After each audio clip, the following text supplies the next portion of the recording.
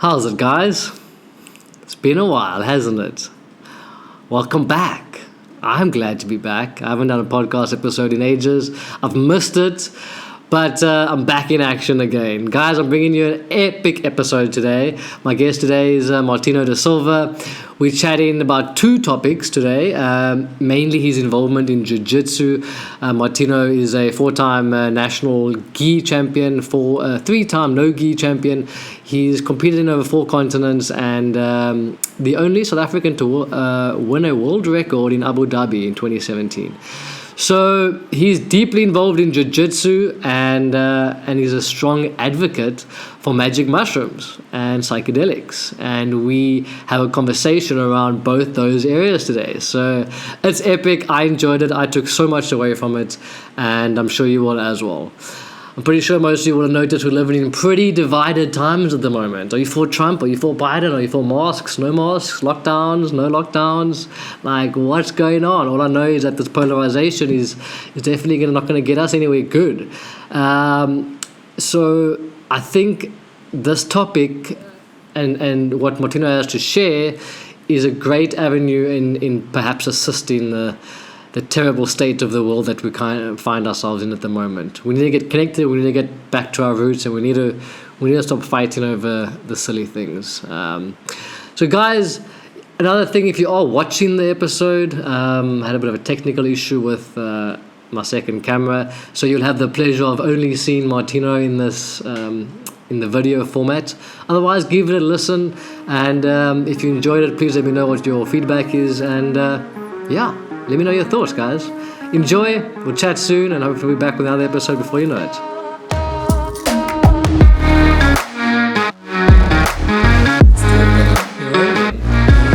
of all, thanks so much for taking your time. Thank you for having me. This is good for you. I was thinking today, I've only officially met you once, but I think in the context of that group experience, which was pretty profound and deep, I definitely feel like I know you. Absolutely, yeah. A bit deeper. But that's a conversation for another day, yeah. I think. And I'm super keen to get into the topics today. One being Brazilian Jiu-Jitsu, the other magic mushrooms and psychedelics. Absolutely. And two topics very close to my heart. 100%. Yeah. So much on either side and how they integrate, but I want to start with maybe just a bit about your background, your story, and how you got to where you are now in your personal journey, and especially into the Jiu-Jitsu world. Yeah, well, kind of just a normal, growing up as a boy, early 90s, through the 90s, I was born in 85, but Karate Kid, Three Ninjas, Steven Seagal, Jean-Claude Van Damme, all those guys. And so I started off with all the normal stuff, karate in the back of some church somewhere, and then, judo at school, and that all carried on. Yes. And then going into my teens, I was one of those naughty kids at school and a bit of a troublemaker, that kind of thing, which was quite common in my circle, And that was in Cape Town? In Cape Town, yeah, in Cape Town. And I walked into... Actually, a friend of mine started talking to me about Muay Thai boxing, and he was like, "Cool, let's go check this place out." I said, "Yeah, that's something. Let's do something. Let's look at something real." Yeah. Obviously, I stopped doing all kinds of martial arts while the troublemaking stage was going on, and walked into a Muay Thai academy, fell in love with it. I joined, he didn't. So that happened for about a year, which is obviously fighting in the ring. It's a completely different thing to what I'm doing now. I did that. I started actually competing about a year into it, and then I moved to the UK. Had a couple of things there going on, and then I moved back here about 5 years later. So this all happened for about 8-9 years. The sport, Thai boxing. Moved in, had a bit of a fallout with my coach at the time. Well, the one that I left off when I came back to Cape Town. I continued training with him. Had a fallout with him. And I literally got in a lift in the same building. I went down 3 stories and it opened up into a Jiu-Jitsu academy. I didn't plan it at all. Yeah. I didn't know anybody there. There was no phone calls. There was no Wi-Fi. There was no internet. There was no way of knowing. I didn't even know what these guys were doing, wearing these funny outfits, rolling on the mat. But I said, okay, cool, let me come and check, because the guys look pretty mean. And I was like, okay, this guy looks like, yes. And maybe let's learn. Because I'd kind of had enough of what I was doing upstairs. Walked in, The guy got me to try Nagi, showed me a couple things. I think I trained once or twice after that, and then I was sold. Okay. Ever since then, Jiu-Jitsu was it for me. Yes. Amazing, man. So yeah, it's definitely something that I also hadn't heard about for a while. And then a few years ago, actually on a podcast, funny enough, I was listening to, I think it was Russell Brand talking to the Gracie brothers. Russell Brand's an advocate as well. Yeah. Amazing, yeah. I was a massive fan of his podcast, and that's where I heard most about it, and him doing jiu-jitsu and wondering why he did it, because he's also into the whole esoteric side of things. Yes, absolutely. And hearing more and more about this kind of intrigued me. The whole sport. Seems to be something different about it from all the other martial arts. Yeah. Am I correct in saying that? Absolutely. The thing with Jiu-Jitsu which separates it from the other martial arts, I mean, I say now it's very easy to have access to information, and things are kind of just presented to you. You know, I mean, you can watch Supersport now as MMA, live MMA on Supersport in South Africa, whereas 10 years ago you'd have to buy a DVD to watch MMA, or you'd have to travel, and you could only watch it when you were abroad because it wasn't allowed in a lot of countries. Okay. And of course, the internet wasn't what it is now, Yes. So. And am I correct in saying that there was basically like a competition to see who was the ultimate fighter, and the ultimate fighter was somebody trained, the original Gracie? Correct. Well, the Roger Gracie or something? No, it was Hoist Gracie. Hoist Gracie. Okay, so he kind of brought it to the center stage with his uncle started the first UFC. Okay. And the idea was an open weight competition, so there were no weight categories, there were no rules, there were no gloves. You could pretty much do whatever you wanted. And he said, cool, he's got a nephew, if I'm correct in there, nephew, let's say, who is 70, 80 kilos, an average size guy. And he's going to bring in the top fighters, he's going to invite the top fighters around. Any weight category, any discipline, whatever. And they're going to have to win 3 fights in the night to become a champion. And of course, his nephew went and destroyed everybody with Jiu-Jitsu. Especially being the smaller guy, it had obviously a much more powerful message, without him having to use his strength. Well, of course, he needed to use his strength to a degree because he's fighting guys 2 or 3 times his weight. But the techniques that he was beating them with were simple techniques that anyone could apply at any time. Using the ethos is that I'm going to use my whole body against one part of your body. So it's not a body against a body strength, not physical. It is, I'm going to take my whole body and I'm going to focus all my energy onto one joint, which is going to be, let's say, your arm. Whereas it doesn't matter how strong a person is, another person's whole body strength can't beat the strength of your arm. Yes. Which causes serious injury, which ends the fight. Yes. Yeah, that's fascinating. From what the limited amount that I've looked into Jiu-Jitsu over the last few weeks, it's been fascinating to see people speak about it, because, like you say, you can walk into a gym and there's like, quote unquote, a nerdy guy or whatever, and like he'll take down a guy like twice his size with a common. It's like, it's almost weird to see. Absolutely. We have a couple of ladies that train with us, and they'll very easily beat a lot of my guy friends that are twice their size, very, very easily. Yes. In a self-defense situation or in the sport. No. So it has that. The other beauty of it is that you can actually do a full-on real sparring session, like a fighting session, without having serious injury done to you or inflicting serious injury, which is very unlike any other martial art. If you're going to, or any kind of fighting sport, if you're going to get in the ring and box, most of the time, 90% of the time, someone's going to walk out with a bloody nose, a black eye, if not getting knocked out. Which is very hard to. It's not for everybody. It's not something that everyone wants, or everyone wants to put their bodies through. Yes. Whereas Jiu-Jitsu, sure, injuries can happen. It can happen, but that isn't the idea. The idea isn't to hurt anybody. Yes. The idea is to put them in a position that you have complete control. Can be a guy twice your size. If you implement the right weight in the right places, you can completely nullify the position.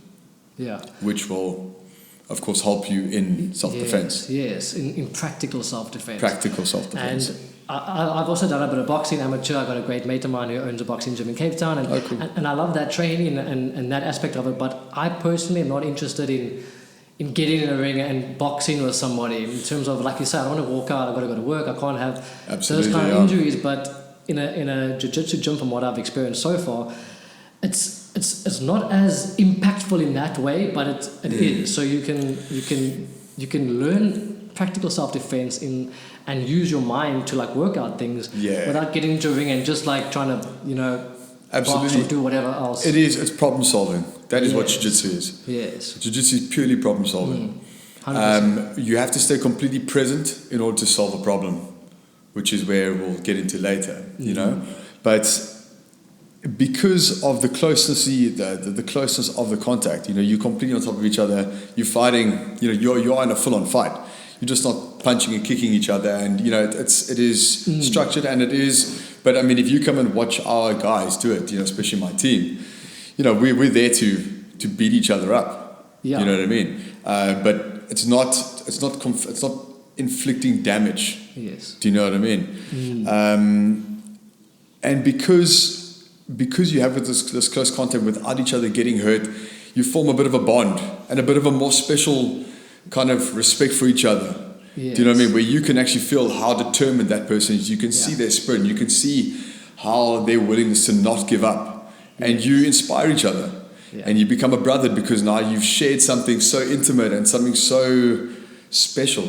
You know, like it's like primal nature at its finest. It is. There's a weird sense. I mean, like I said, very limited from my side. I've done like 4 sessions now, like completely out of my depth. But at the same time, in that short space of time, first of all, the culture is amazing. The people, there's a certain level of, it's a really nice culture. Yeah, camaraderie. And like you say, by the end of a session, if you've been with the same partner, you've gotten to know that guy on a different level because you like each other's faces. Exactly. And I imagine doing that for years. Yes. Yeah, the bond that we have with my guys. I mean, it's completely different to a friendship. It's completely different to, you know, and my brother being my main sparring partner, myself and him know each other through and through, in and out. All right. So he also does jiu-jitsu. Yeah. No, he's my main training partner, Ricky. Okay. Yeah. Amazing. So. And then I've got to get into it earlier, but your like qualifications. I know you compete internationally. You brown belt. I started competing right at the beginning. I've won 4 national gi titles. I've won 3 no gi national titles.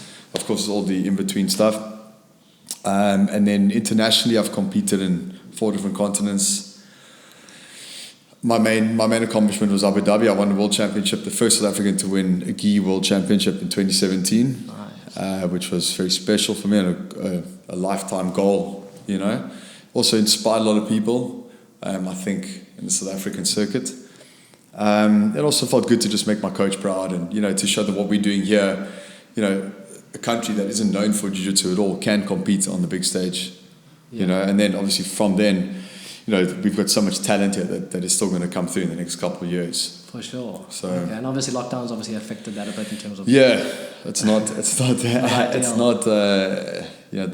authorities wouldn't be too happy with jiu-jitsu carrying on. For sure, man. Yeah. And then tell me, like, besides the physical aspect, which I know are so intense because within minutes you're like drenched in sweat. I mean, it's one of the craziest workouts I've done. Absolutely. When you roll around, it's like... what really fascinates me, and actually the reason why I was interested in the first place, is the mental side. I know you touched on it earlier, but that kind of self-discipline that when you're on the mat, you're in that flow state because that's all that you're busy doing. Sure. And how have you found that like overflow into your life? And then, like just dealing with discipline, ego, those kind of aspects in and out of the gym. I see jiu-jitsu, this is like, it's been my life. It's probably one of the most important things in my life, if not the most important thing, because I see it as a metaphor for life, for the perfect scenario of life, really. In the gym, on our mat, you must understand that once you step onto the mat and you put the gi on, or no gi, whatever it is, it doesn't matter where you're from, what your name is, how much money you've got in your bank account, what job you have, who your family are, that all falls away.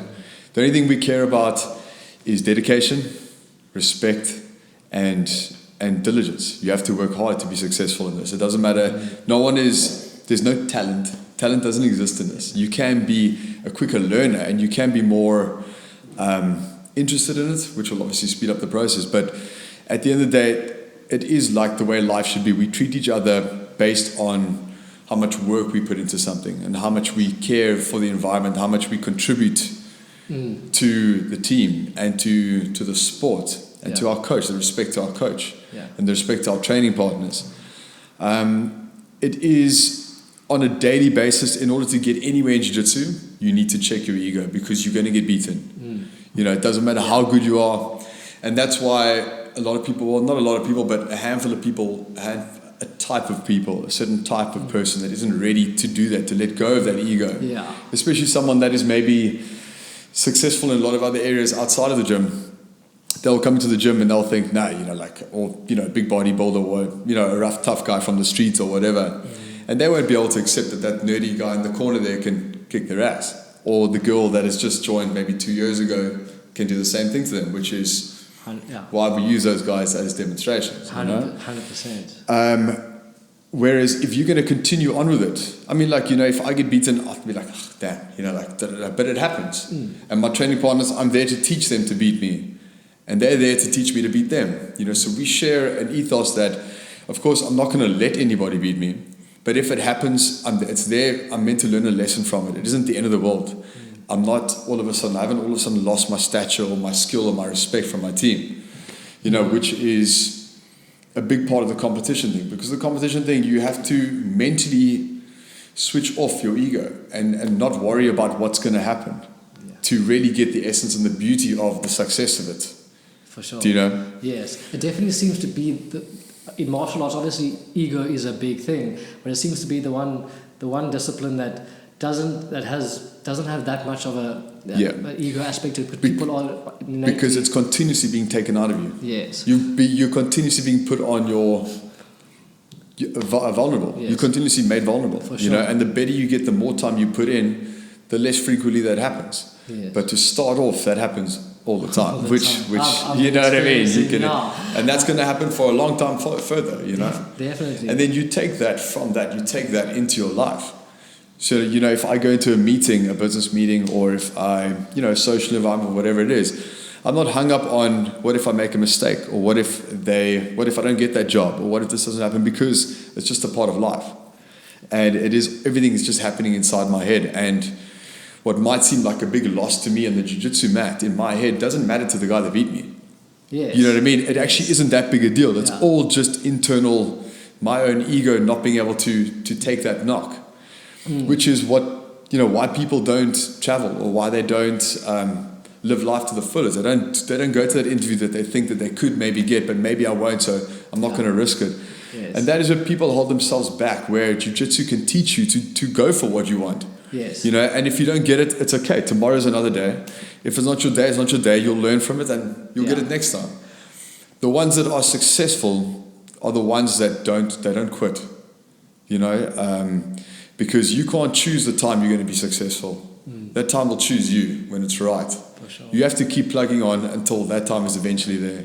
Yes. Which is a quote from Cabrina, Okay. a very famous competitor, black belt competitor, Brazilian. Right. And he always said that, you know, that always stuck with me for years. Yes. I can't choose when I'm going to win a big title, or when I'm going to win the competition, or when I'm going to be black belt. You know, I can't choose that. That will come when I'm ready for it. For sure. It isn't in my power. Yes, it was so interesting that the last session training session I went to, the instructor said something that I just was like, wow, that's such a nice analogy to life. He was like, everybody seems to be focused on the end result of that sequence of getting the choke or getting the whatever, but you actually got to focus on each step and like perfecting that, not rushing it. Otherwise you won't get there. Yeah, so it's like enjoy the process and learn from the process, not trying to get to the end, which a lot of us do in 100%, life. dude, yeah. Which is really exactly cool. it, yeah. And like what you were saying earlier, I watched another thing the other day with Guy Ritchie, with Joe Rogan. Yeah, he's also a black belt. Yeah. And Joe Rogan's a black belt. Yes.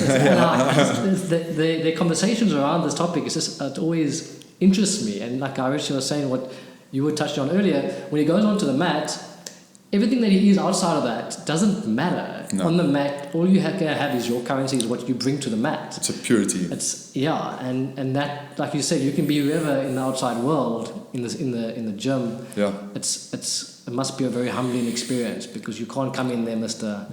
humbling, and especially in such a diverse culture like South Africa. Where we've got guys from all over that, I can be training with someone for years and I don't know that he's got a mansion on Camps Bay Beach.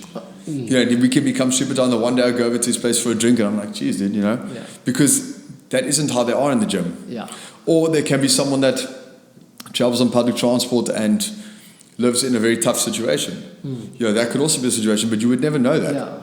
Because also no one wants him to feel sorry for them or to look up to them. They want to be humbled when they come to the Jiu-Jitsu Academy. They want to be treated like everybody else, which is the only way we do treat them. Yes. I've definitely sensed that. It's really, really cool to see. It's amazing. It's a nice community, and I think community is definitely important. Brilliant. It's so interesting, fascinating, bro. Let's get into the psychedelics, because this is another area that completely fascinates me, and I feel like we are in like a third renaissance of psychedelics at the moment, which is a great thing to see. I know you're obviously an advocate for it from the brief amount that I know about you. Sure. So like, how did that come into your life, and a little bit about that journey, and how you've integrated that, and what it's meant to you. Darren, it's been a long journey, dude. It's I remember when it first started happening, kind of before I moved to the UK, so in my late teens, and I kind of realized that I was trying to find people that I could talk to about this interest that I had, or just trying to be, I was raised Roman Catholic in the church and all that stuff, and at a very young age I realized that wasn't for me, and I started talking to more and more people as I was on my travels, and I got put in touch with different,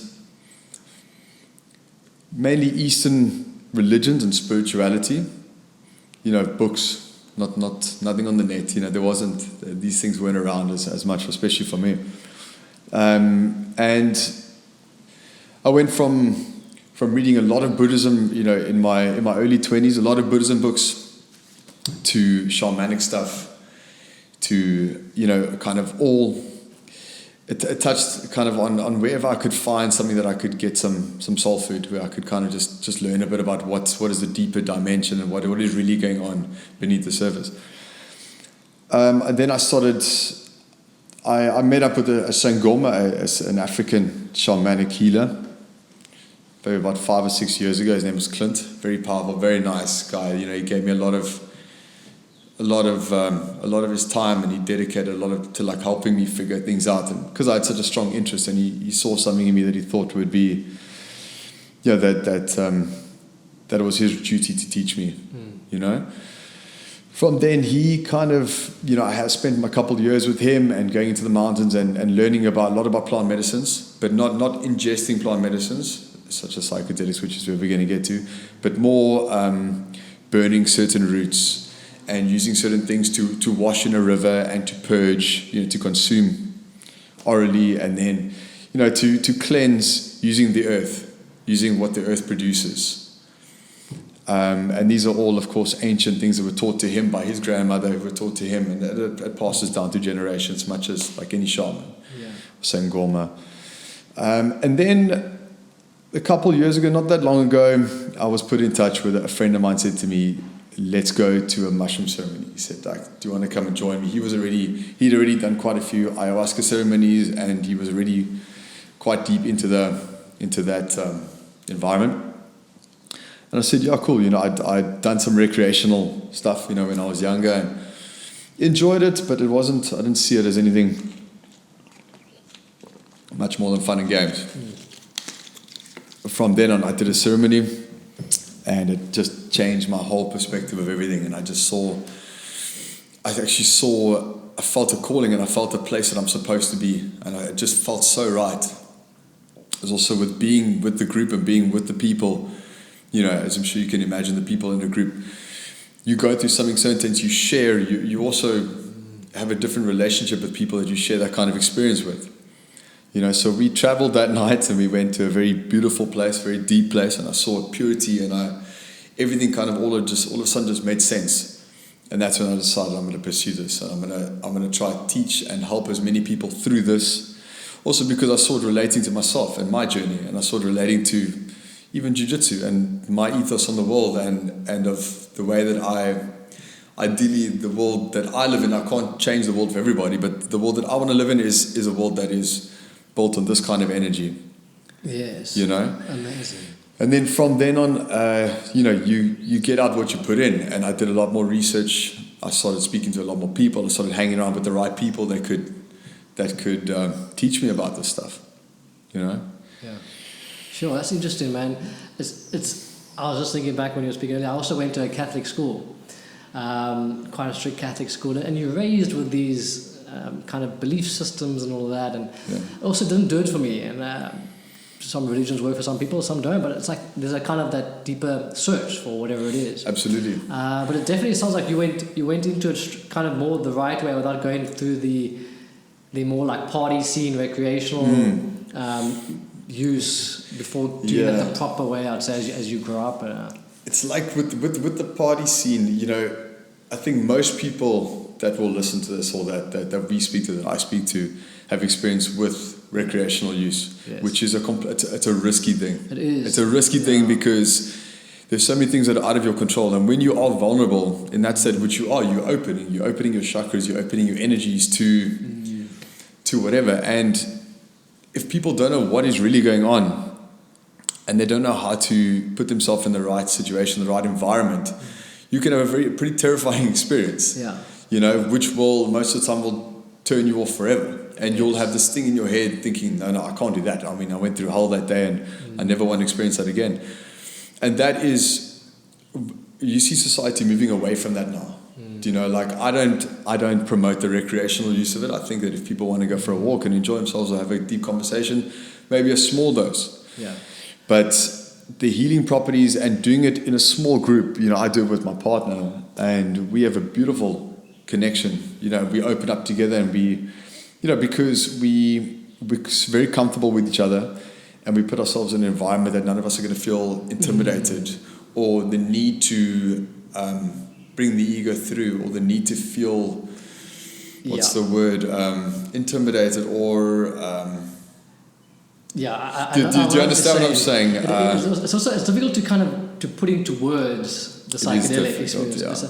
I think there is a certain sense of vulnerability that you need because you don't want to be in a situation that you can't really control. You want to be in a safe, secure, and the ceremony does sound like the right environment to keep that space safe. And like hold as you, because you do a lot of profound healing from what I understand. Yes, sure.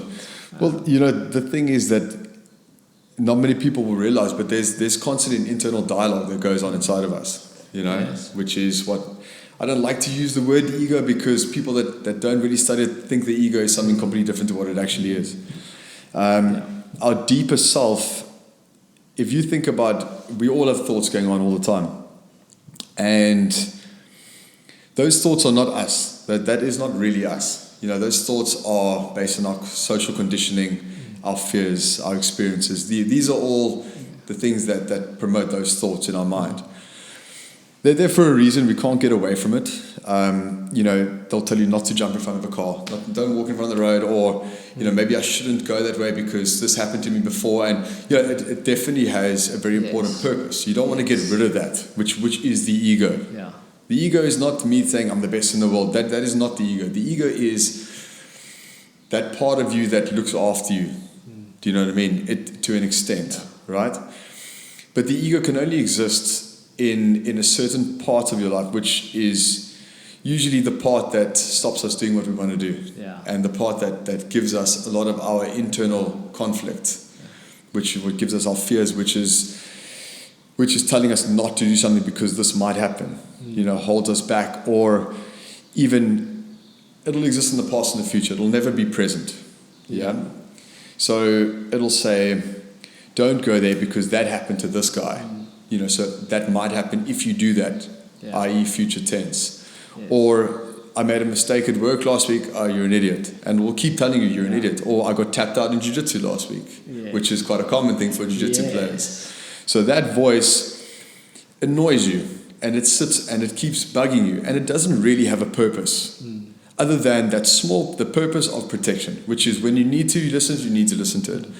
But ideally, that voice is the ego, which is what is the most damaging thing in society, you know, in the world.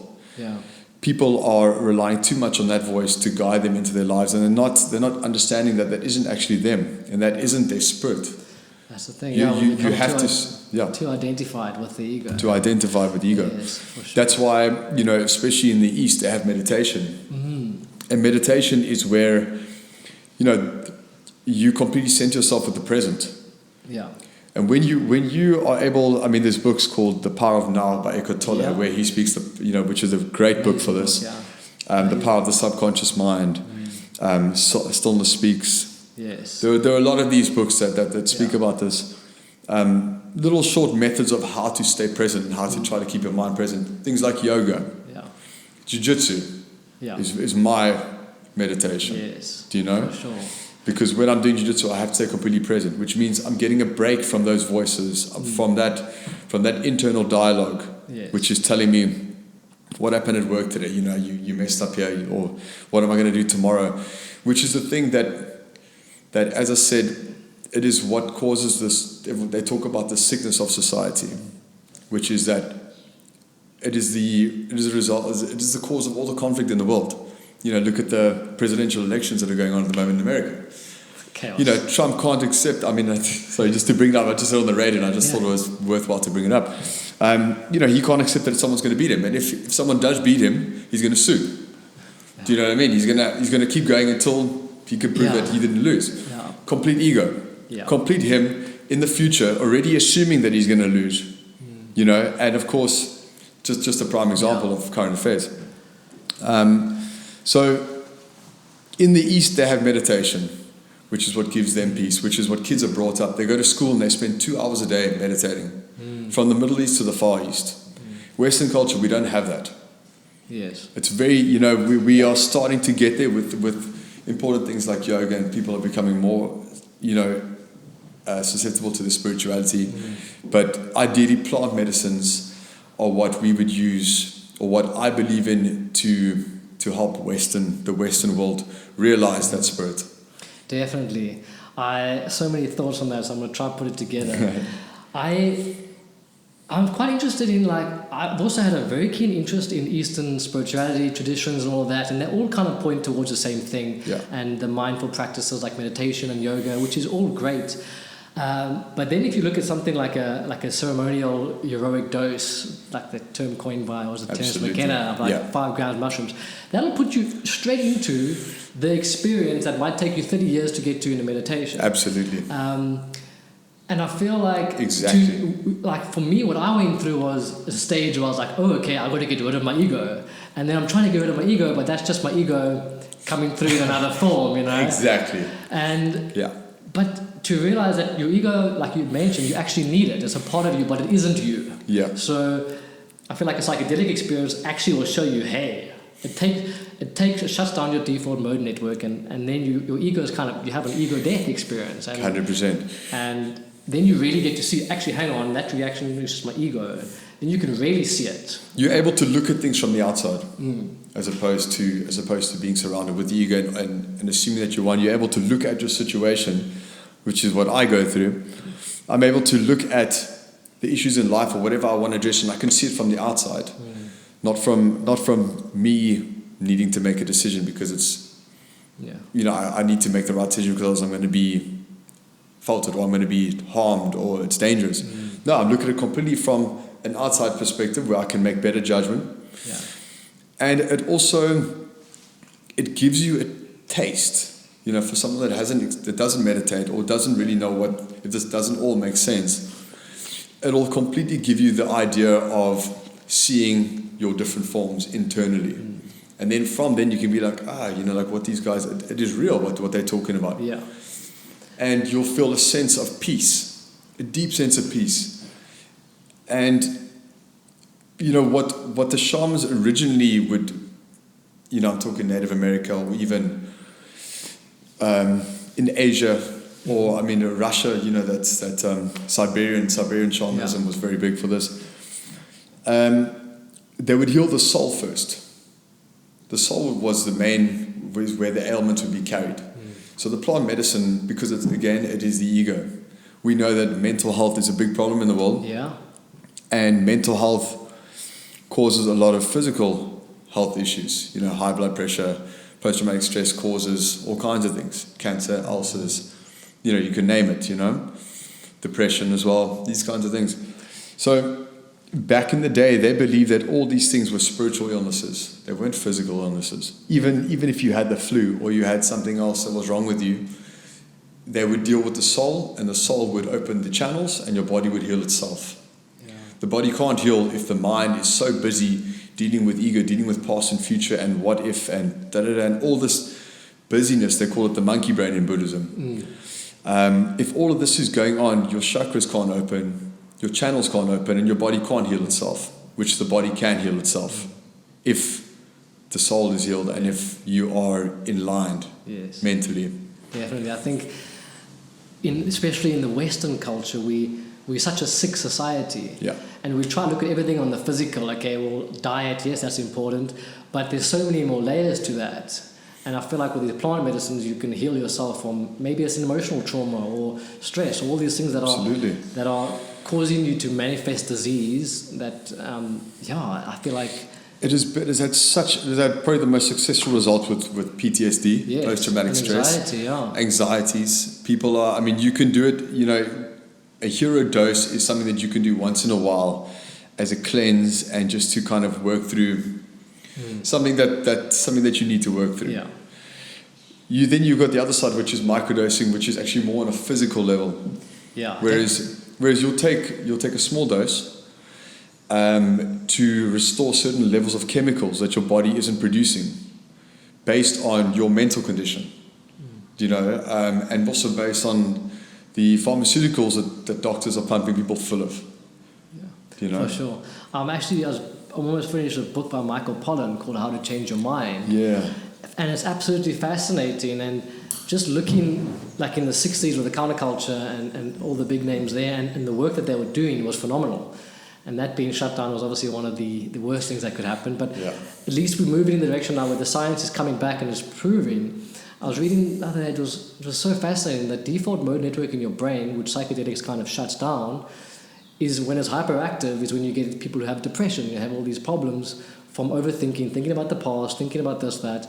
And with something like microdosing or a big journey every once in a while, you can kind of reset those neural pathways and like really cleanse yourself. Absolutely. Or like on a microdose level, help massively with anxiety, depression, all these things. Totally. And then also training. That's what I wanted to chat to you about. Do you microdose, or have you microdosed with training? I know people that have. I find that if I take a microdose in the morning, by the afternoon I'm kind of sluggish and I feel, I feel a bit tired.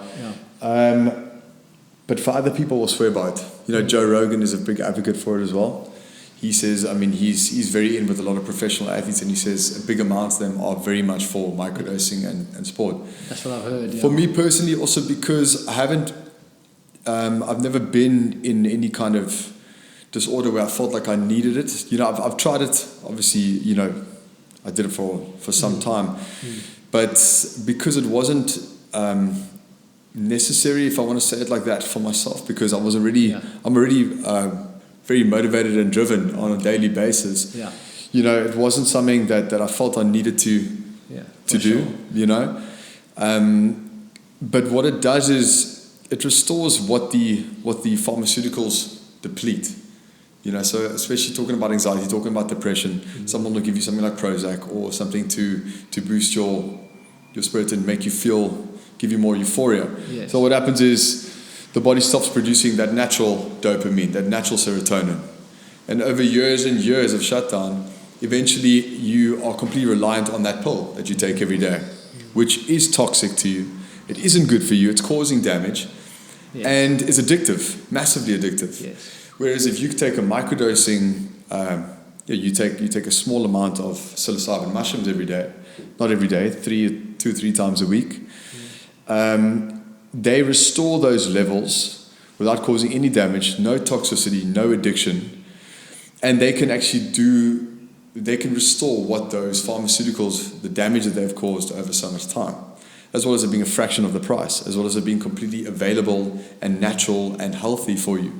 Yeah, that's one of my main fascinations with it. It's because it's not some chemical. These plants, even something like cannabis, and it's criminal that they are so demonized, whereas like pharmaceuticals are actually making people. Absolutely. Yeah, but it's the money game. Yeah, we all know that. So it's fascinating what healing you can do with these plant medicines. And seeing, for me, I have my days where I'm like, I don't know, this world's fucked.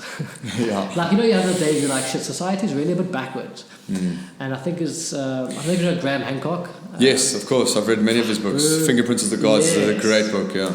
I love his work, and like he always says, like, we're a species with amnesia, and like these are ancient traditions that we've forgotten about, and now we're so disconnected. Yeah.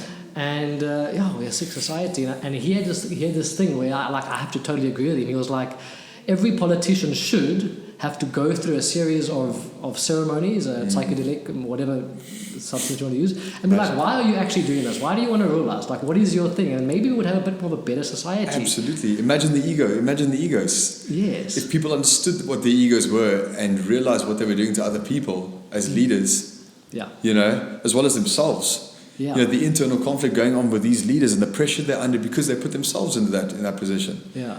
Absolutely. It's insane, and that for me is the hardest thing to see the madness of it all. The complete disconnect from ourselves, from nature, from other people, and just the crazy world we're living in, where we don't actually be like, hang on, like, what's the bigger picture here? Absolutely. And I feel like psychedelics can give you that connection to. We have to go back to the earth. That is especially in our things, like even with COVID, these are all just signs of the earth giving you signals saying, listen, if at any point something shuts down or a virus comes in or if a rainforest or fire or whatever, we aren't as powerful as we think we are. Yeah. For sure.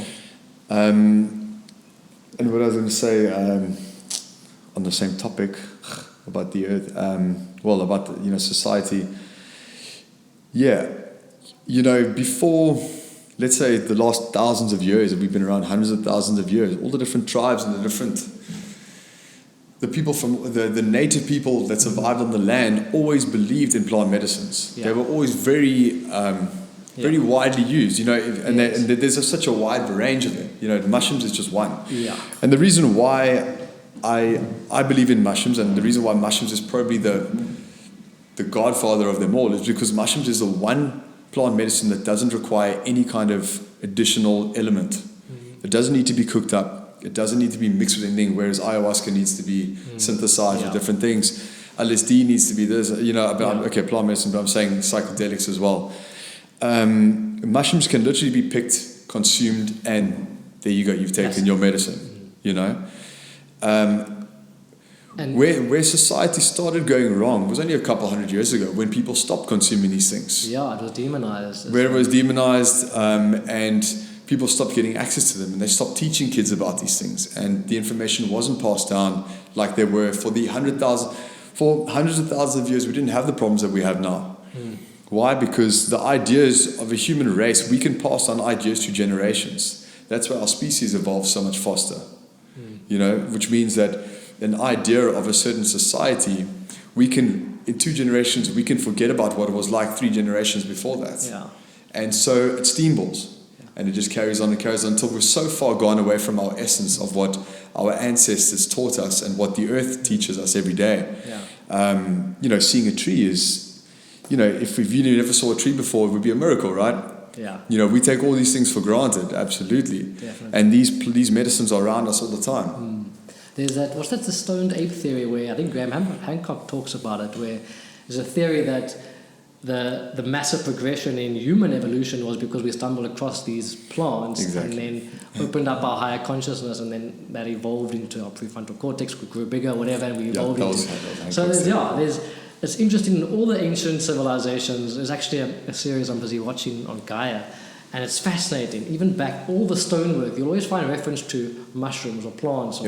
All of these ancient traditions have some kind of altered state of consciousness that they get to using some kind of medicine. And it's fascinating. I definitely think we've lost touch with that. Speaking of Gaia Psychedelica, they've done it's a really good series actually, and there's a couple of really good episodes there on mushrooms, and they're speaking about exactly what we're talking about here. Okay, that's a good deal. I've seen that. I haven't watched that one yet, but there's a lot of tools out there for people to actually go and educate themselves. Absolutely. Because it's such a big topic. Yeah. We could chat all day about it, but it's it's fascinating. It really is. But set and setting is definitely very important. As I've gotten older, I've realized that if I was younger, I'd be like, yeah, whatever, man, go have a good time. But yeah, you have to be very, very mindful of who you do it with. The energies. It's one thing, but what I understand, you want to be with the right people in the right environment. You want to prepare yourself, and you want to follow the certain protocols so that you can take the most from it.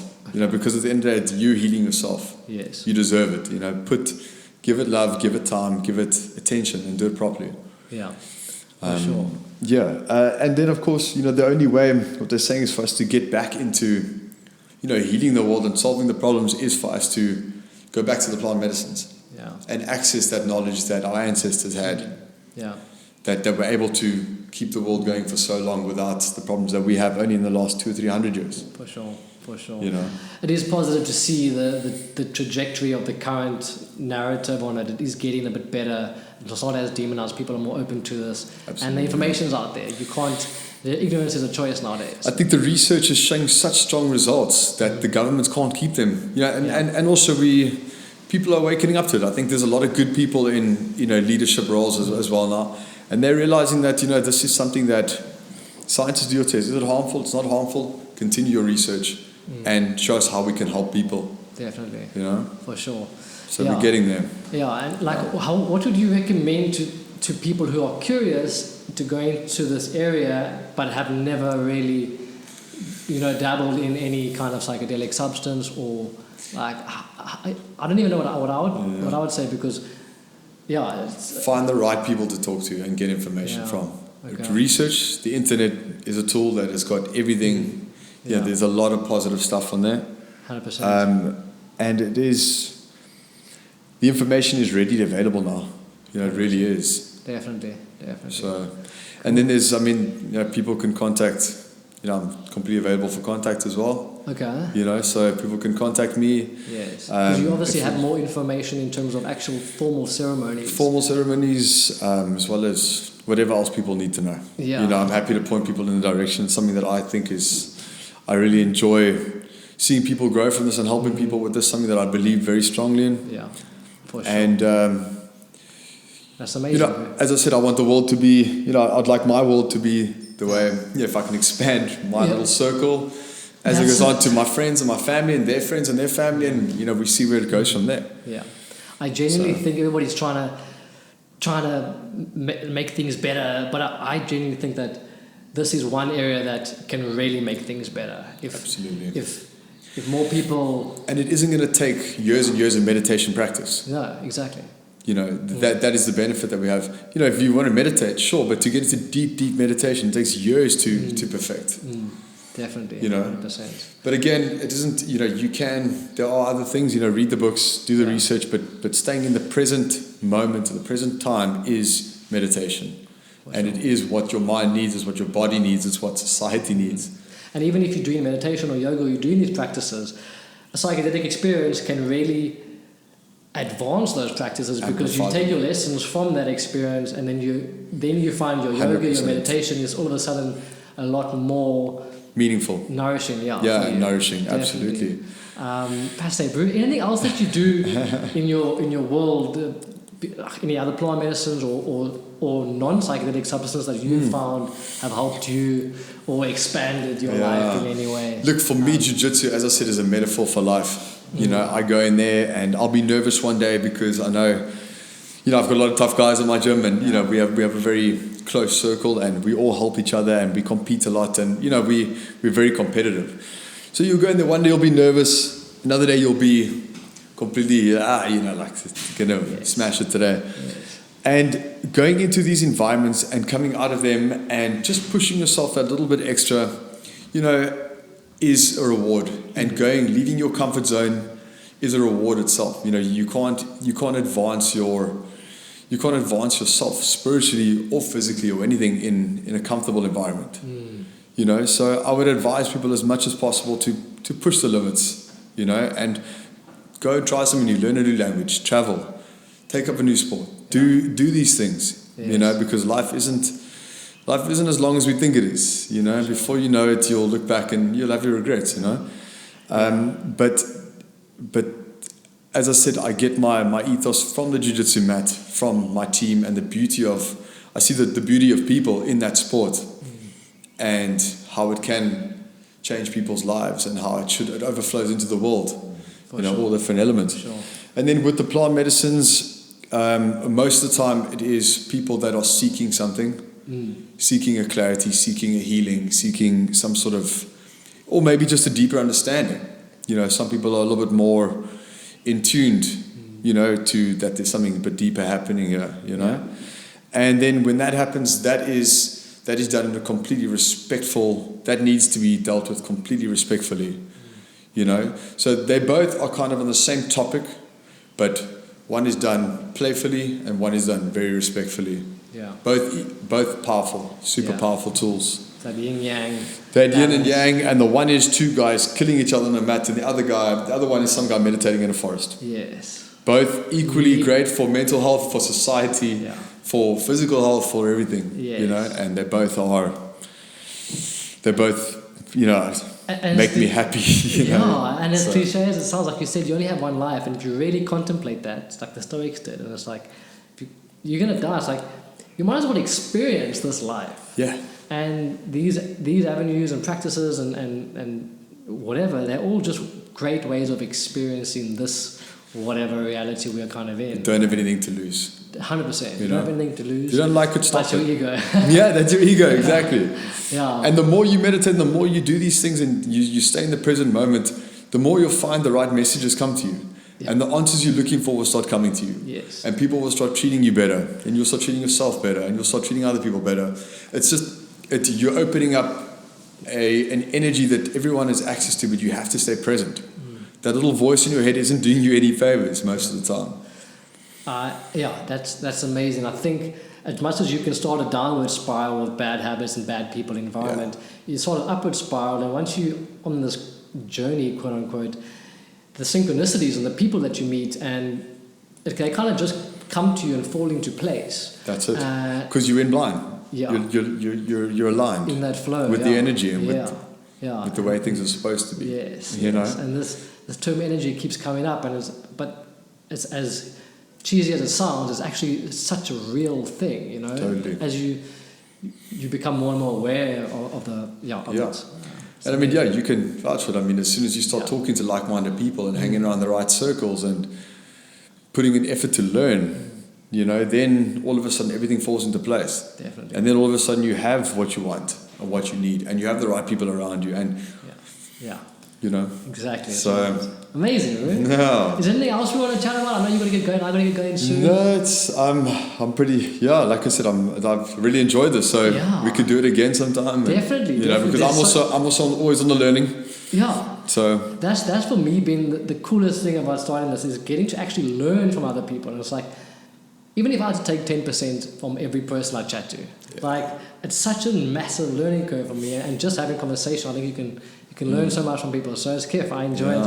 I've been enjoying the training. Fantastic. I genuinely have really, really enjoying the Jiu-Jitsu, and man, I look forward to seeing you and seeing you progress. Yeah, definitely. I'm gonna have to get some mentoring from you. And if you are going to be in Joburg, of course, I've got a lot of friends up there. They all run their own academies. So I'll put you in touch with people there. I do stay some nights overnight in Joburg when I'm working. Oh, okay, so you are mainly Cape Town based. Okay, mainly Cape Town, but some nights I will be in Joburg. And good. But otherwise, welcome to the Renzo Gracie Academy. Thanks, if anybody would like to join, just contact me. Yeah, I'll put all the details tags and all that, and definitely people must check you out, find out more, because there's so much more to this conversation. We just touched the surface of it. Yeah, and I'd love to meet people at the gym and show them what put into effect. Yeah. Put theory into practice. Cool, brother. Thanks. Thank you, Darren. I really enjoyed this, man. Okay.